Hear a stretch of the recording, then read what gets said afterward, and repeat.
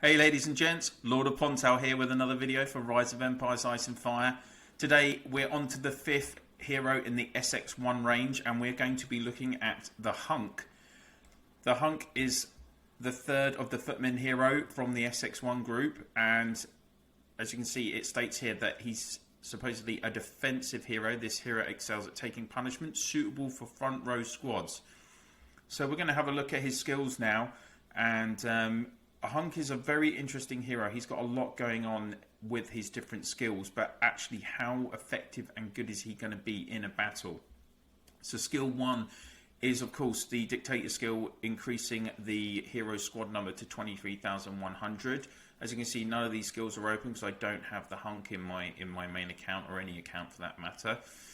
Skill 2, head on. It's a status skill, so immediately that's a positive. Status skills are rare in the game and they effectively are active for the whole of the battle.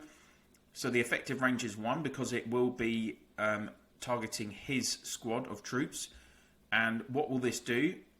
It will go when the squad takes damage. There is between a 7% up to a 25% chance to evade and immune this damage.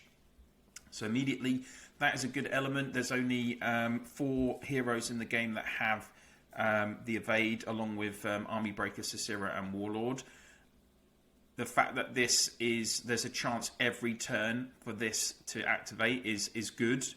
You know, if you consider that Warlord's evade skill is only 70% chance, but it's only for the first 2 turns. So you've probably got a chance of it. You know, what's that? That's, you know, it's going to activate maybe twice in a battle, maybe. At least with this, you've got a chance of it activating every turn, even if it is only 25% chance. So again, it's probably going to activate 2 times in a battle, possibly more. If you're having a hero on the front row that is evading damage, and in the game it will show on the battle report as dodge, that is, well, in the battle video it would come up as dodge when the troops are evading. It is kind of key because the longer you can keep your troops alive on that front row is a key part of the battle element. So this is a good start to his skills. On top of that, there's a second element, 50% chance each turn to increase your squad's damage by 50%. So your troops can do extra damage, and with it being 50%, it's likely that could activate 4 times during a battle. So that's nice as a defensive element, but also you've got the offensive element there.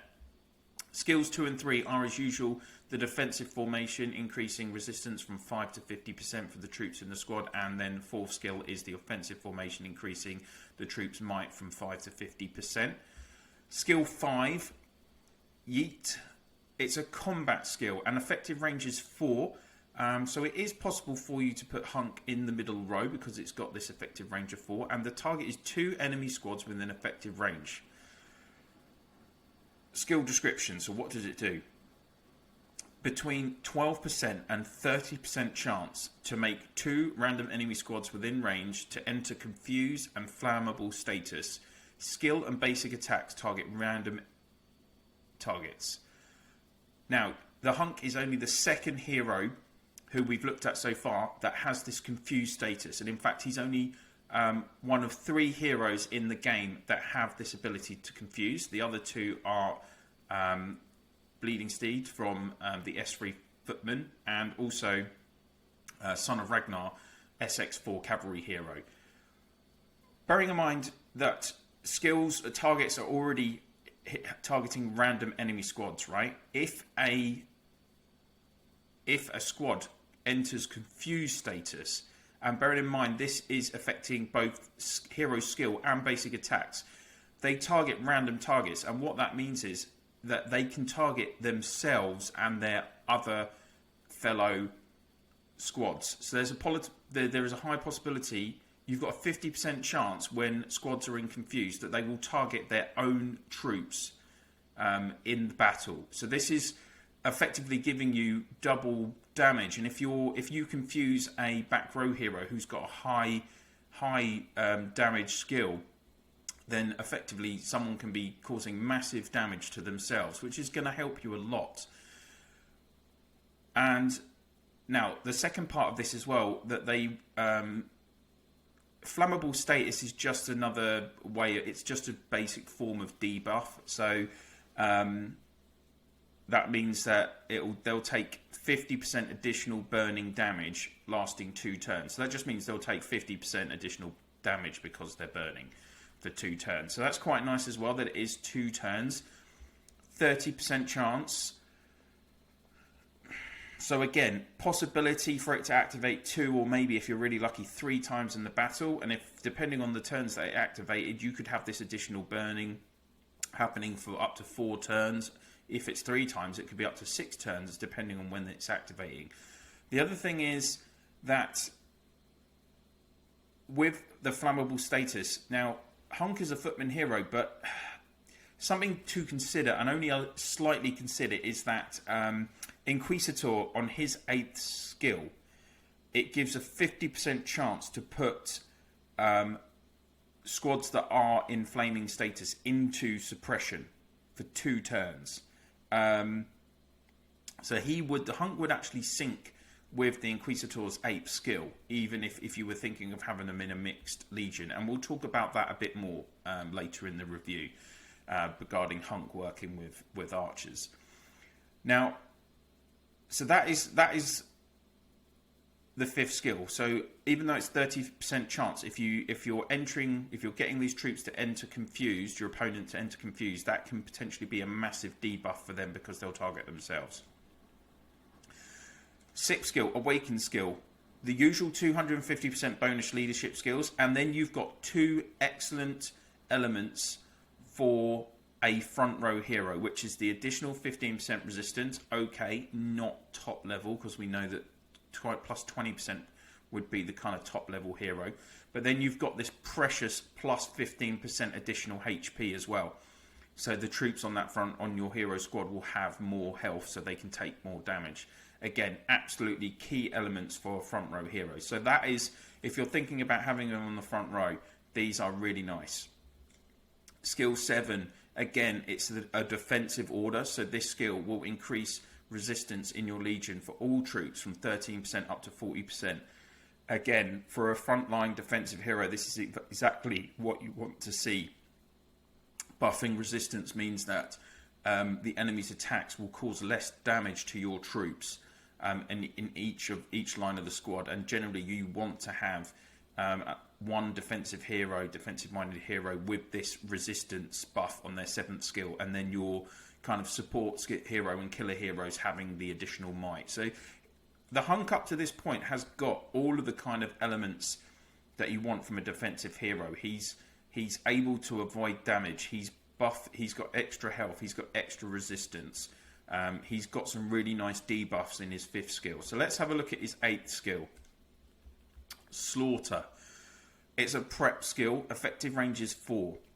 Now, the reason for that is that there is an element to even though it says the target is 2 random friendly squads within effective range, there is a damage element to this skill. So let's have a look.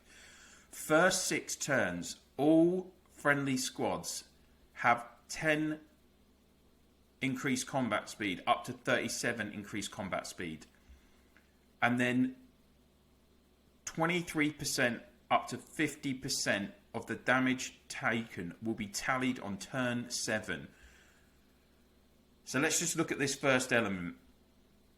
The extra combat speed will, hopefully, in most scenarios, this would mean that if the higher the combat speed means the person with the highest combat speed goes first in the turn. So if you are increasing your combat speed for all of the squads, potentially all 3 squads will attack your opponent first. It is possible, like if you're up against Rose and Blade, that also buffs combat speed, then you might not be going first for the first. I think her combat speed buffs for the first 3 turns. But this is a nice element, and the Hunk is all about this early stages of the battle, deflecting damage and increasing damage to your opponent in those early stages. Because now this is the key part here. 50% of the damage taken will be tallied on turn 7. Now, 50% damage. What that means is that for turns 1 through to 6, you only take 50% of the damage on your troops that your opponent is dealing to you, okay? But the problem is, on turn 7, you get the rest of the damage tallied, so and hits you. So on turn 7, you're getting an absolutely massive hit. The issues with this are, if you haven't won the battle by turn 6, and the whole point of Hunk is that you should be winning the battle by turn 6, that you are potentially leaving yourself open, particularly if you do have him on the front row. One thing to consider is that if his front rows obviously take the most damage, so you could be in a situation where if you're up against a elite killer squad that has say cavalry with Immortal and Avalanche, or you're up against archers that have Jade Eagle and Spectral Reaper, offensive formations that are going to deal you a lot of damage, it could mean that you just end up losing the battle on turn 7 because you have this massive build up of damage all in one go. So that's something to consider. The second part of the